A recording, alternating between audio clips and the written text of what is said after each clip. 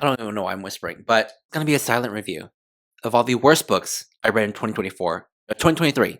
Oh my god. Honestly, I gotta say maybe 2 out of maybe 5 of these books truly do not deserve my energy, like talking about it. Without any further ado, here we go. Thank you to Book of the Month for sponsoring today's video. So Book of the Month have been longtime friends, supporters of this channel, myself included, and I absolutely love them and their service every month. Always looking forward to receiving their staple signature blue box. So hats off to them, but they're essentially a book subscription service where every month they curate a special selection of books for that particular month so that you can spend more time reading and less time researching. They always comb through hundreds of selections, early and newly released titles, and they have the absolute best price for any new hardcover fiction book out there that I've ever seen in my entire life of reading. Also, if you're not feeling that particular vibe for that particular month, you can totally skip, risk-free, and you won't be charged. This month, I have a special code that you can use to get your first Book of the Month book for only $5. Also, did I forget to mention that they have audiobooks as well? All right, so let's take a look at some of these month's selections. You also want to talk about the books I got this month, Pira?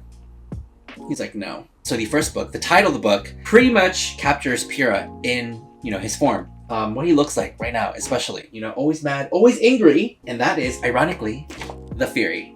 You see how they go hand in hand together, right? This is another psychological thriller. So Alex and I, we have a certain track record going on here. The first 2 books that I have read from this author, let's just say hopefully third time's a charm, because this follows a group of friends who go to a private island in Greece only for their vacation to end up in a murder mystery. There you have it. Hopefully it all works out. We'll see. January for me, hopefully, will be a thriller month where I get back into that groove of reading thrillers again.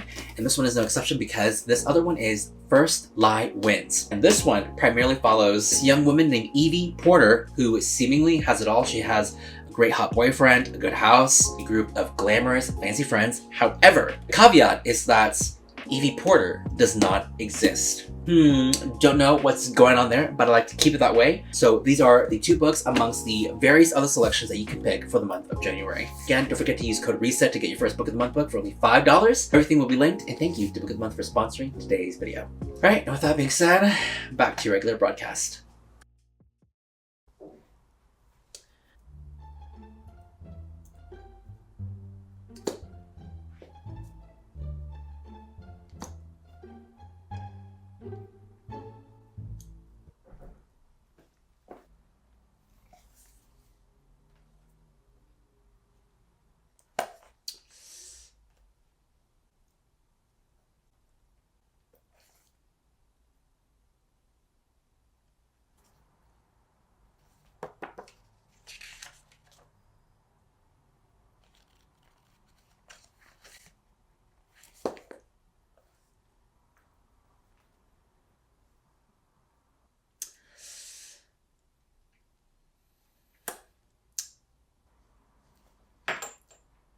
Excuse me, Pira, I'm filming.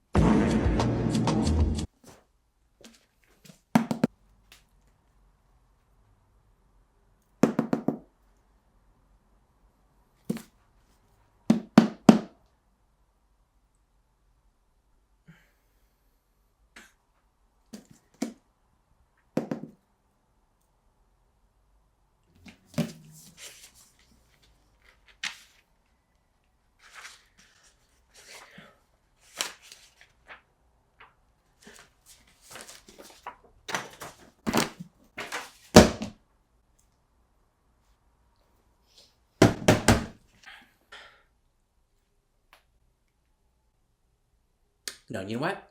Fuck it. I'm gonna talk about this book real quick. This book... Okay, so what I was trying to convey in the review, essentially, was that this book, the first book, I gave 4 out of 5. 4 out of 5 stars, because I enjoyed it. You know, it was entertaining. However, this book truly brought me back to reality. It honestly is... Oh my god, I'm so pissed I can't even speak right now. It brought me the same energy as From Blood and Ash by Jennifer L. Armentrout. And if you have seen my videos, you know how I feel about said book. This one in particular, it was giving nothing. Nothing. You know how I read the sequel to From Blood and Ash? At least, okay, that had a semblance of something. Like, truly nothing in like the first maybe 85% of the book. The last 15% of that book, something, at least. This book in its entirety. How I gave the first book 4 out of 5 stars, and now this one, 0. I'm not even rating this, okay? I'm not gonna even ever log it that I did read it because it's truly embarrassing. The first book ended on a really interesting cliffhanger.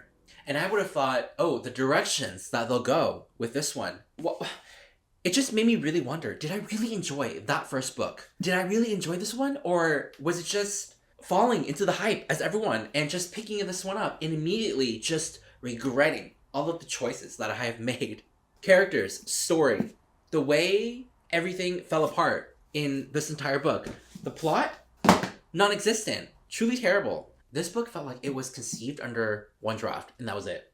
Like the editors, the publishing company decided to just publish the first draft of what was out. This book has so many grammatical errors in here. I counted at least 5 or 6. The sentence structuring was not structuring. The character dialogue, it was just fucking trash, okay? And you can definitely tell because they pushed this book literally 6 months after the release of the first one. It was basically less than a year. Fourth Wing came out in 2023. This one also came out in 2023. This book, to me, is the epitome of fast fashion.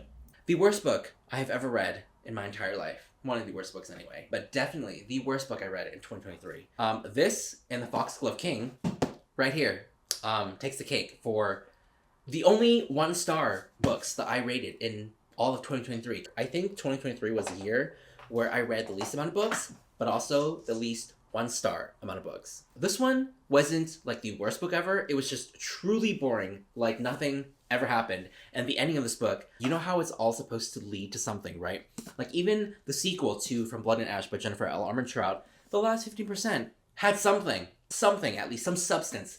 This truly had nothing. It was pretty boring. It was pretty flat, pretty lame. It was supposed to be building up to something. So much anticipation for this one character's transformation into, you know, her utmost potential, right? And when we get there, it was just like a little spark and, oh, you're done. And that was pretty much it. And she decided to become like a badass. And the author decided to make these characters more like gray, almost like anti-hero, but it does not work. It just felt super cheesy. I know I said 1 star, but you know what? I take it back. I'm not gonna even rate this book. This book is a bye-bye. This book is... Okay. You know what?